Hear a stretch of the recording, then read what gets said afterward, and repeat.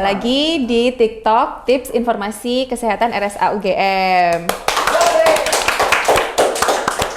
Sekarang tepuk tangan yang meriah lagi. Kita kedatangan bintang tamu, narasumber yang pasti sudah tidak asing lagi dan sudah sangat populer di kalangan kita semua. Di sini ada Dr. Agit, spesialis penyakit dalam, konsultan. Belum. Belum. Gak apa-apa. Konsultan hemato-onko segera sebentar lagi. Coming soon ya dok ya. Tapi kan sudah lulus ya dok. Alhamdulillah ya.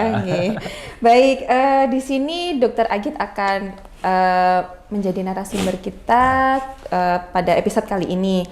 Nah, jadi gini dok, kemarin itu sempat trending sekitar hari Minggu tanggal 16 itu ada berita bahwa ada seorang desain grafis yang domisili atau alamatnya gitu kalau nggak salah di Bantul itu ditemukan meninggal dunia. Nah, meninggal dunia sendirian di kos. Dari hasil pemeriksaan itu ada informasi bahwa dicurigai meninggalnya karena ada asam lambung. Nah dok, mungkin belum banyak dari kita yang tahu bahwa asam lambung itu apakah bisa sebahaya itukah dok? Gitu. Jadi sebenarnya asam lambung itu apa sih dok?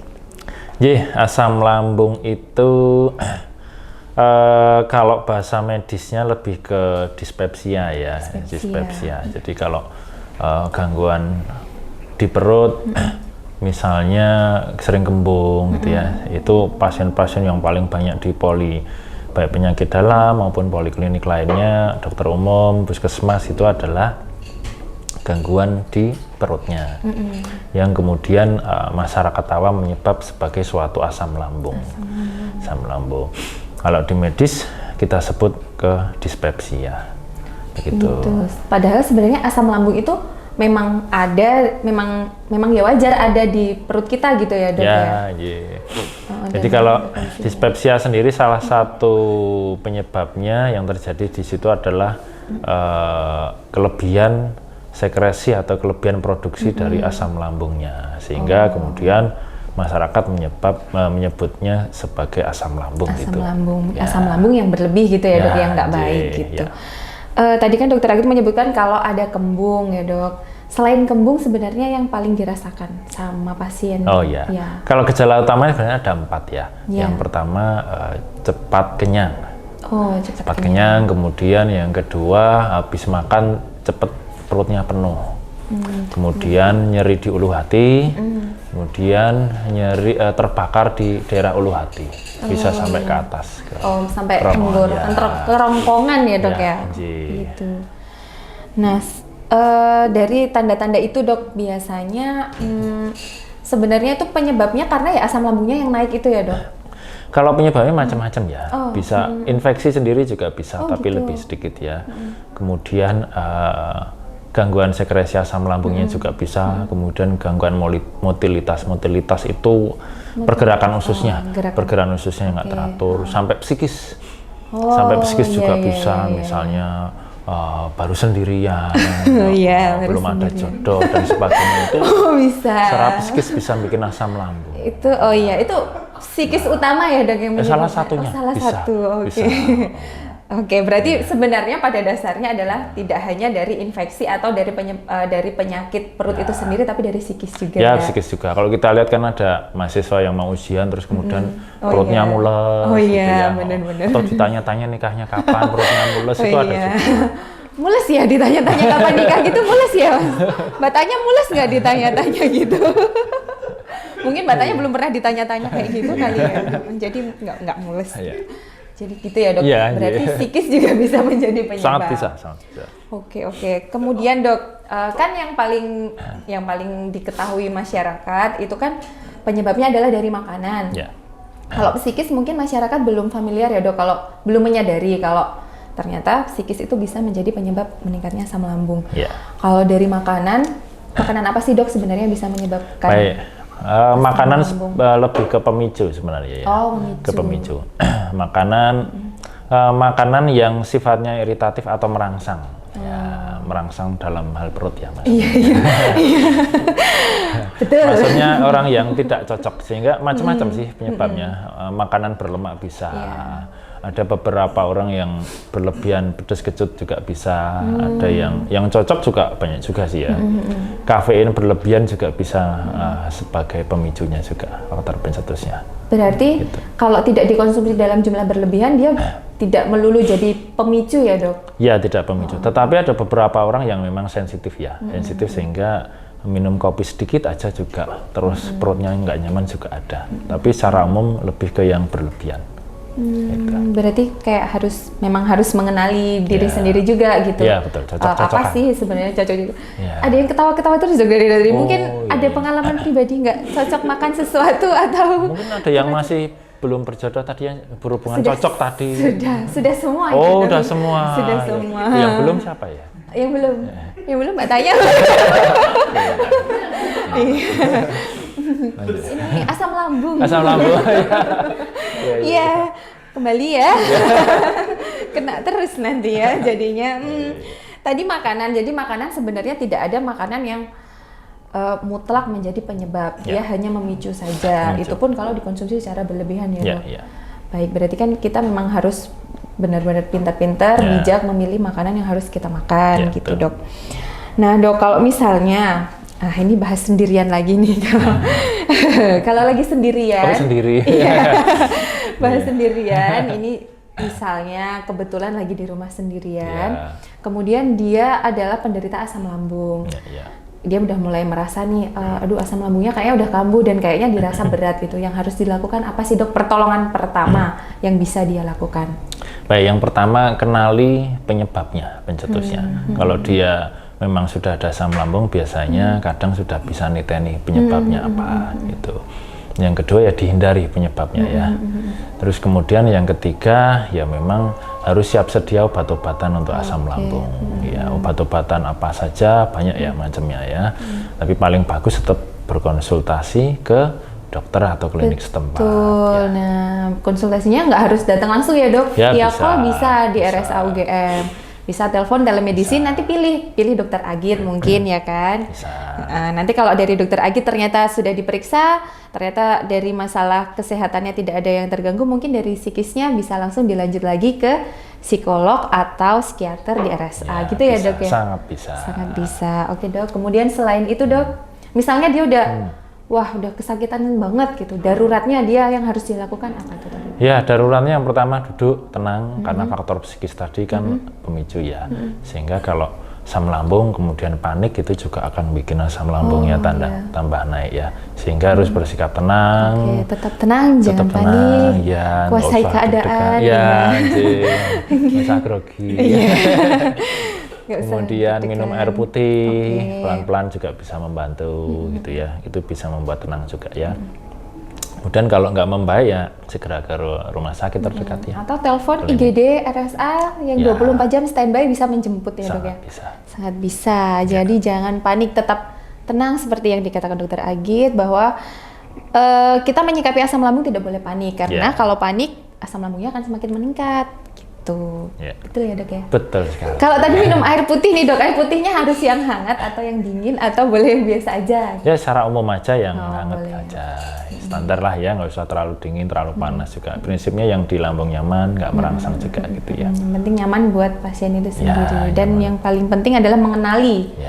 Gitu, mengenali lebih awal akan kita penanganannya juga akan lebih tepat gitu. Betul ya, yang jelas kalau sendiri-sendiri itu kan senang yang nyaman-nyaman. Iya betul, karena nggak sendiri pun juga pasti butuh yang nyaman ya dok ya. Betul. Oke dok, sekarang dilanjutkan lagi. Untuk mencegah asam lambung sendiri dok, misalnya pencegahannya kan tadi yang dokter Agit sudah sebutkan tadi ya dok, menyinggung sedikit menghindari apa yang bisa memicu asam lambung itu dok. Selain itu dok, mencegah asam lambung yang efektif itu seperti apa? Nomor satu yaitu tadi ya, mengenali penyebabnya apa. Faktor kebiasaan juga sangat pengaruh ya, termasuk kebiasaan orang yang makannya tidak teratur. Makan tidak teratur itu bukan hanya sering makan juga malah bikin asam lambung juga tidak terkontrol juga. Teratur itu dalam hal jamnya juga usahakan teratur. Ada beberapa orang yang kadang malah puasa malah sembuh. Karena puasa itu dipaksa jam makannya sama, kemudian jam berbukanya sama, kemudian jam perut kosongnya sama. Teratur seperti itu. Ya, kadang orang berpandangan bahwa perutnya harus sering diisi, enggak juga. Sehingga jam perut kosong bukan hanya jam makan, tapi jam perut kosongnya juga harus sama. Itu sehingga kerja perut juga teratur. Itu yang kita sebut lebih ke motilitasnya tadi, pergerakan khususnya ya. Sehingga kalau makannya jamnya teratur, kosongnya lambungnya teratur, itu pergerakannya juga lebih teratur. Ya, jadi diingat jamnya teratur, waktunya makan, nggak usah nunggu diingetin baru makan ya. Ingat jam makannya sendiri, betul ya dok? Iya, harus diingetin orang lain. Jadi nggak usah nunggu, kadang yang ngingetin lupa, nanti kita lupa makan, jadi asam lambungnya malah jadi sakit. Betul. Ya dok. Kalau ada yang ingetin ya, kalau sendiri ya diingetin sendiri. Iya, jadi diinget-inget gitu ya. Jam makan jam berapa itu harus teratur. Terus dok, kan ini pengaturan makan, apalagi dok pencegahannya? Hindari stres ya, itu sangat penting ya. Itu yang penting. Hindari stres ya macam-macam ya caranya ya, pemicunya dihilangi, kemudian ya sering berdoa, ibadah gitu yang menghilang. Masya Allah, berdoa, ibadah biar tenang ya dok. Iya, begitu. Saya kira itu sih ya. Iya. Jadi tadi Dokter Agit kan sudah menyebutkan menghindari makanan-makanan yang bisa memicu asam lambung, kemudian mengatur pola makan, jamnya yang sesuai, porsinya juga ya dok ya, nggak usah yang terlalu banyak, tidak berlebihan yang penting tidak berlebihan. Yang penting perut kita itu diisi sesuai dengan fungsinya dan sesuai dengan kapasitasnya, tidak usah berlebihan.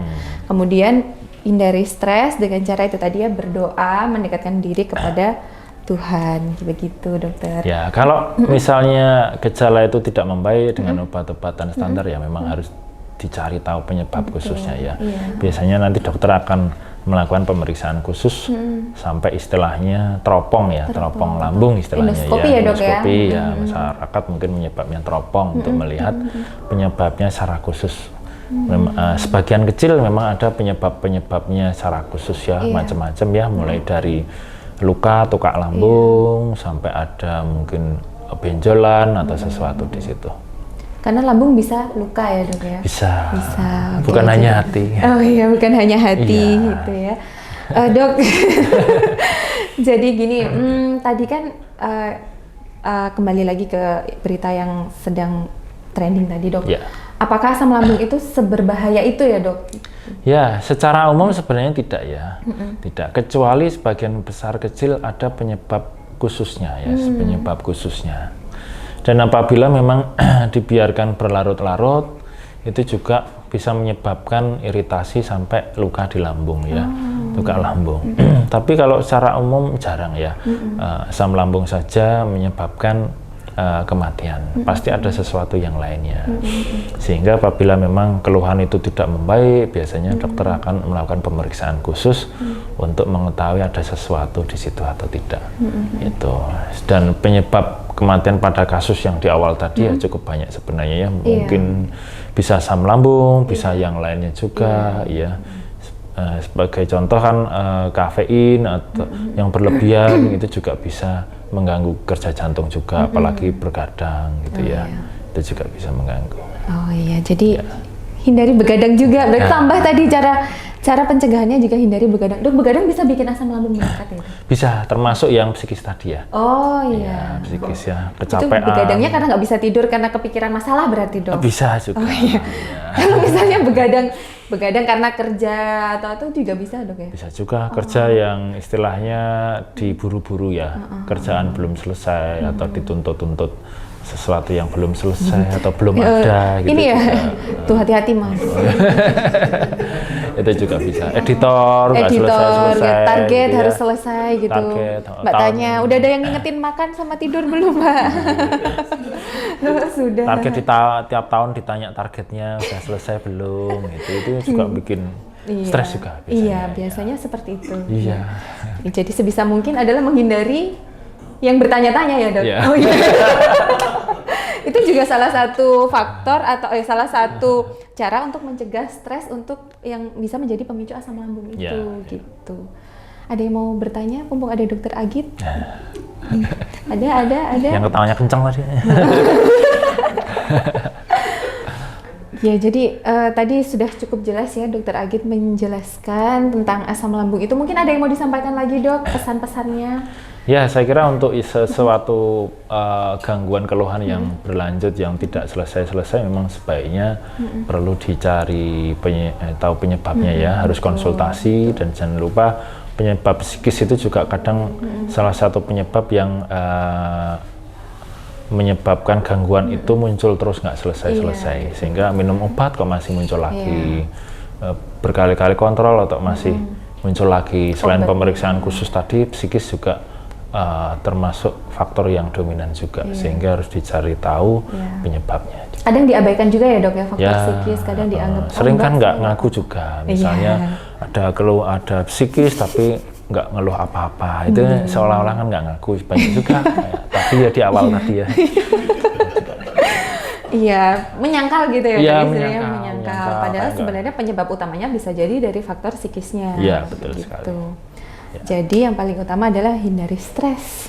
Gitu. Selain dari makanan, kita udah menghindari makanan, ternyata kita masih secara tidak disadari kita stres kan. Bisa juga menjadi pemicu asam lambung gitu. Baik, terima kasih banyak Dokter Agit. Sudah meluangkan waktu di kesempatan kali ini. Semoga yang sudah Dokter Agit bagikan, ilmu yang sudah dibagikan bisa bermanfaat dan masyarakat jadi pengetahuannya lebih meningkat, jadi tidak mengesampingkan faktor psikis itu tadi yang bisa menjadi pemicu asam lambung gitu. Dan jangan lupa jika ada keluhan memberat ataupun asam lambung dirasa sudah tidak sembuh-sembuh, jangan lupa hubungi dokter sesegera mungkin. Bisa telepon lewat telemedicine di RSA UGM begitu. Oke, kita akhiri untuk sesi kali ini. Mungkin Dokter Agit nanti bisa hadir lagi di lain kesempatan ya Dok ya, dengan tema yang lain begitu. Insya Allah. Terima kasih banyak. Assalamualaikum warahmatullahi wabarakatuh. Sampai jumpa di lain kesempatan.